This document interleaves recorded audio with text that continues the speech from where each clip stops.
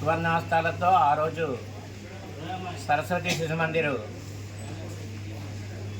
అభివృద్ధి పదంలో నడుస్తున్న తరుణంలో 3 దశాబ్దాల కాలంగా ఆ సరస్వతీదేవి ఆశీస్సులు ఆ మందిరానికి లభించాయి.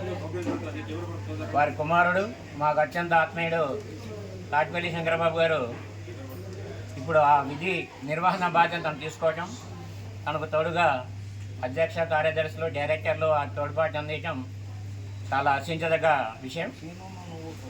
దానితో పాటు కాలమానిక అనేది సమాజానికి ఒక తలమానిక. మనకి ఎన్ని తెలిసినా కానీ ఆ కాలమానిక ప్రకారమే నడుచుకుంటాం.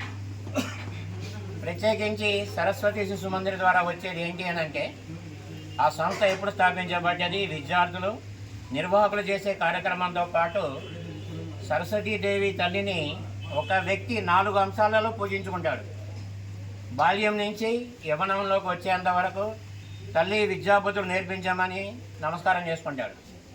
యవ్వనంలోకి వచ్చిన తర్వాత జీవనోపాధికి శక్తియుక్తులను ఇవ్వమని చెప్పి ఆకలినే కోరుకుంటూ సరి అయిన సమయంలో సరి అయిన నిర్ణయం తీసుకునే మేధాశక్తి ఇవ్వమని కోరుకుంటాడు.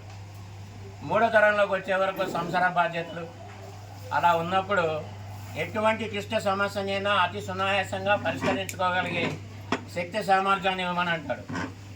4వ స్టేజీ అంటే నా స్టేజీ అంటే 60 సంవత్సరాల తర్వాత ఉన్నవారు ఇప్పటి వరకు నేను నేర్చుకుని మర్చిపోకుండా జ్ఞాపక శక్తిని అభివృద్ధి చేస్తూ మతిమరుపు అనేది రాకుండా ఉండాలని.